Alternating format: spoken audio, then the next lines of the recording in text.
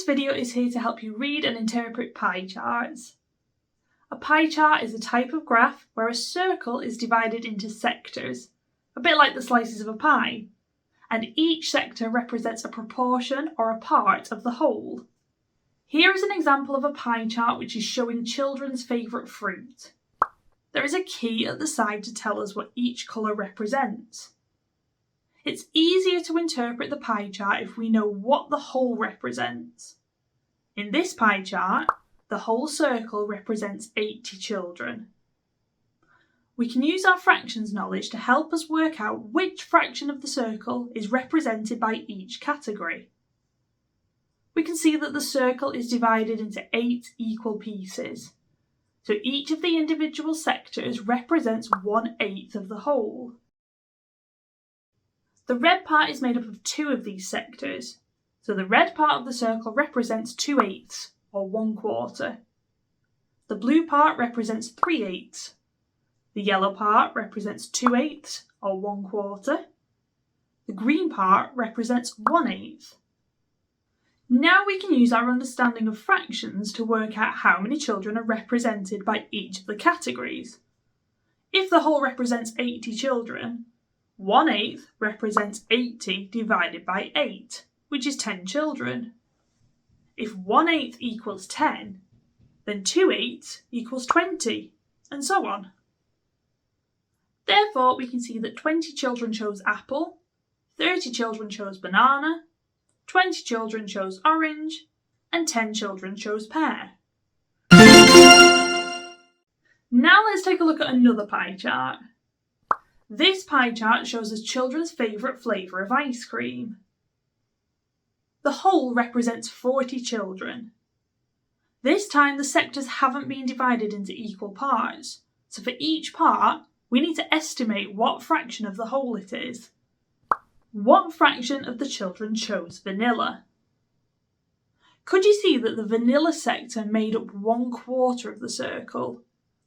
This means that 1/4 of the children chose vanilla. What fraction of the children chose strawberry? The strawberry sector also makes up 1/4 of the circle. The other sectors aren't quite so easy. It's useful to mark our own equal parts on the pie chart like this. Pause here and work out what fraction of the children chose chocolate and mint. The dotted lines we drew divided the children into 8ths.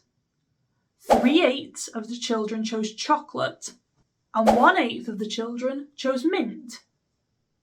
Now, use this information to answer these questions. Question 1. How many children chose chocolate as their favourite flavour? Question 2. What was the least favourite flavour? Question 3. How many more children chose strawberry than chose mint? Let's check your answers now. Question 1. The whole circle represents 40 children. 3/8 of 40 equals 15.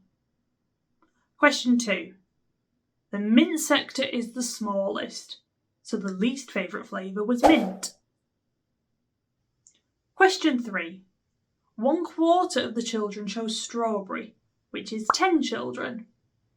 1/8 of the children chose mint, which is 5 children. 10 subtract 5 equals 5. Now it's time for a challenge. Here are 2 pie charts. The first one shows how Year 5 children travel to school. It represents 120 children. The second pie chart shows how Year 6 children travel to school. It represents 60 children. Some children are answering this question. Do more Year 5 or Year 6 children walk to school? Emily says, more Year 6 children walk to school than Year 5 children, because the purple sector is bigger on the Year 6 pie chart. Zeke says, we need to work out how many Year 5 children walk to school and how many Year 6 children walk to school, and then compare them. Elias says, you can only compare the sizes of the sectors if both pie charts represent the same number of children. Do you agree with the children's statements? Pause here and decide, remembering to give reasons for your answers.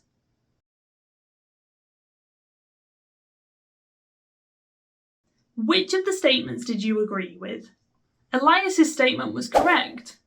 You can only compare the sizes of the sectors if the pie charts are the same size and represent the same number of children. As the Year 5 pie chart represents more children, we can't just compare the sizes of the sectors, so Emily is incorrect. We would need to do as Zeke suggests and work out how many children walk in Year 5 and Year 6 separately and then compare them.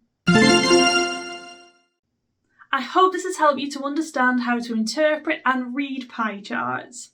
If you're looking for more help with your maths, then go and take a look at the Twinkl website where we've got lots more videos just like this one.